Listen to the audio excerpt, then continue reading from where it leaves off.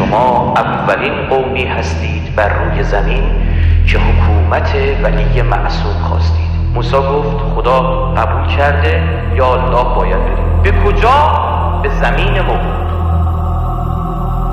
چه شد که بنی اسرائیل نتونست نگه داره؟ قرآن میگه ببینید اینا این کارا رو کردن، اگر شما این کارا رو نکنی میرسی. 3 4 5 تا آزمایش هست، هر کی بخواد حکومت مهدوی انجام بده باید اینا رو حذف بزنه. اولین آزمونی که خدا میگیره آزمون اقتصادی است.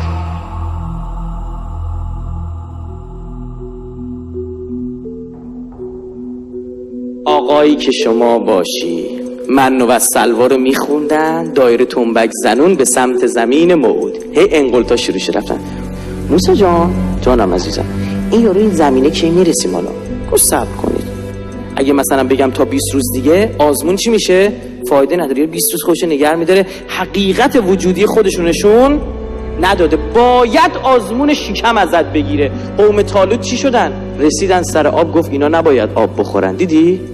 حضرت رسول حکومت تشکیل داد، اول آزمون اقتصادی ازشون گرفت یا نه؟ 3 سال شعب ابی طالب. امکان نداره نگیره، خدا نیست. آزمون اقتصادی اومدن سراغ موسی، بودن موسی وزیر بهداشتشون فلان شده، اومد پیش حضرت موسی. مثلا گفت موسی جان امگا 3 به گوشت خورده؟ رو چی؟ امگا 3، ویتامین سی. چقدر بابا دلچینه بری ها؟ نمیخوام چیکار کنیم؟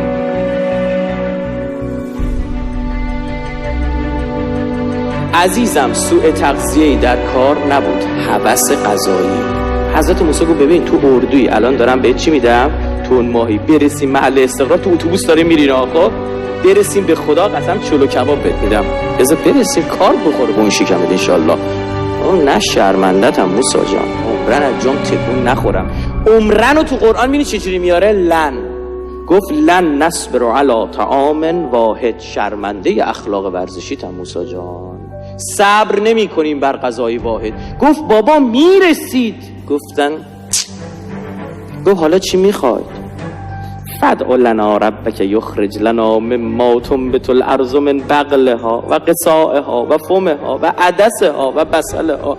عزیزم موسی جان، سیب زمینی، پیاز، باقالی، بادمجون، اینا دست در نکنه، دلم لک زده. حالا چی به سبزی، خیار، سیر، عدس، پیاز. حضرت موسی خشکش زد، گفت سیب زمینی پیاز اومدی از من میخوای؟ عهد بستی حکومت الله رو زمین تشکیل بدی، سیب زمینی پیاز میخوای؟ باقالی یادت نره موسی جان، اینم بگو. حضرت موسی گفت آیا چیزی را که پسته است با چیزی را که خوب است عوض میکنید؟ گفتن بله. اهبطوا مصرا. گفت گم شید برگردید کجا؟ مصر. چرا؟ اینا رو تو مصر سیب زمینی پیازت به راه بود، منتها شرف نداشتی. فکر کردی گفتن غلط کردیم؟ گفتن عیبی نداره برمیگردیم مصر. آقا لحظه‌ای که تصمیم رو گرفتن فاتحه شد. ضربت علیهم الذله. ذلت بر آنان مقرر شد. والمسکنت، و مسکنت و بیچارگی، و به غضب خدا مبتلا شدند. آقا در حکومت ولی معصوم بخواش بعدم بگی اشتباه کردیم، آقا جنس میخوام پسش بدیم، نخواستیم بگی خدا واسه خودت، ما همون مصر با حالی، من فرعونم که زدی رفتی میریم اونجا حالشو میبریم.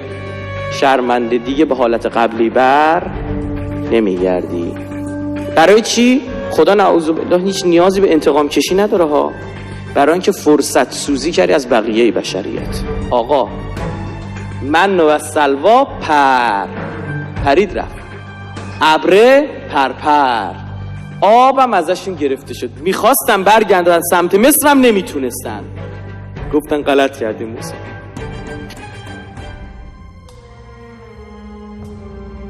گفت شما سر یه غذای شیکم اینجوری پس زدی عزیز دل من، به جای دیگهش برسه چی کار میکنی؟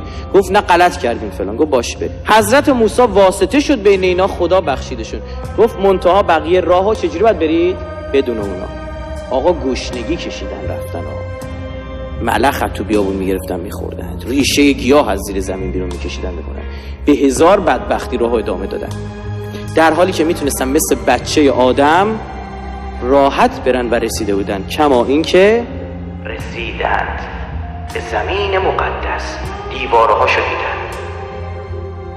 ببینم کسی هست تو این جلسه دوزاریش بیفته که اوضاع ما از بنی اسرائیل بیریختره. او باید میرفت به زمین موعود، من و تو باید بریم به زمان موعود.